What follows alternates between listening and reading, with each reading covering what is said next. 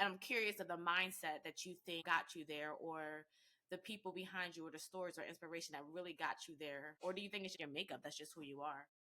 I wouldn't give myself that much credit. My grandmother loved me a lot. Her love is, I think, what kind of showed me the way and allowed me to have that compass to know when to stop. I mean, I was bad, but I did have a certain line. It could have gotten so bad that I could have killed people. And thank God I did have a certain line that I was not willing to cross. And I think it was that love that was first instilled upon me by my grandmother. I mean, she loved me very much. I mean, she raised me as her own. I didn't know, I didn't even know my grandmother was my grandmother until I was like, I don't know, like 8 or 9 years old. She kept that from everybody, kept it from me.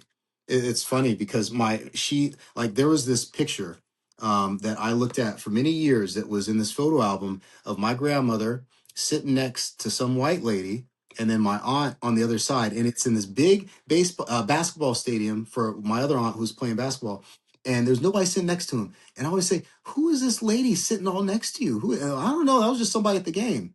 Just so happened that was my mother. I didn't find out who my real mother was until later. And she didn't want me to feel bad. She wanted me to feel that I have a mother. Even though my real mother left me, she was like, no, no, I am your mother. And she took it to the point. I remember one time we had these neighbors, and they had a little baby, and the woman was breastfeeding the baby. And the woman said to my grandmother, said, "Hey, did you breastfeed him?" And she said, "Yep, I sure did. I did breastfeed." She was like, "I'm going to go with this lie because there's a reason I need this boy to be okay." Because I guess I needed that. I mean, she knew what she was doing, and that made me feel special. And I think that she drove me to want to be better. And she would praise me when I did well in school, and I continue to work hard to make her proud. And I think that that was one of the biggest things. Even though I didn't have that direct influence of the Bible, that love that she instilled upon me is like the kind of love that you get from following faith. And I think that she had strong faith, and that love translated over to me, and that kept me out of trouble. That's one thing.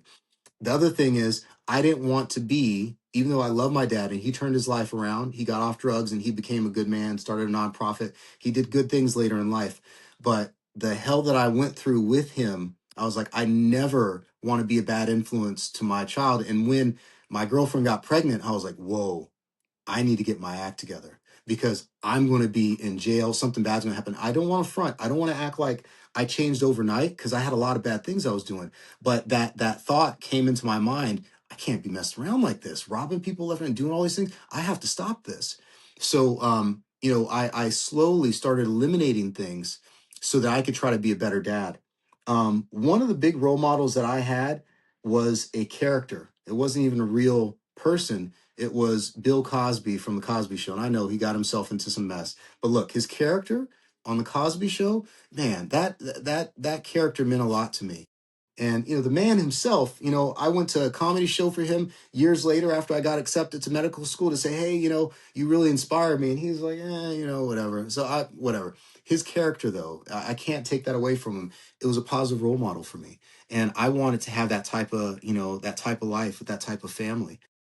So that those things kind of inspired me to want to try to be a better person. And I saw the cardiologists who were taking care of my grandmother and keeping her alive. I thought, man, that would be a cool thing if I could be her cardiologist. So I think the thought started early, and that's why I did have a feeling of purpose. But once you start going down that path and getting into trouble, you don't realize what resources there are.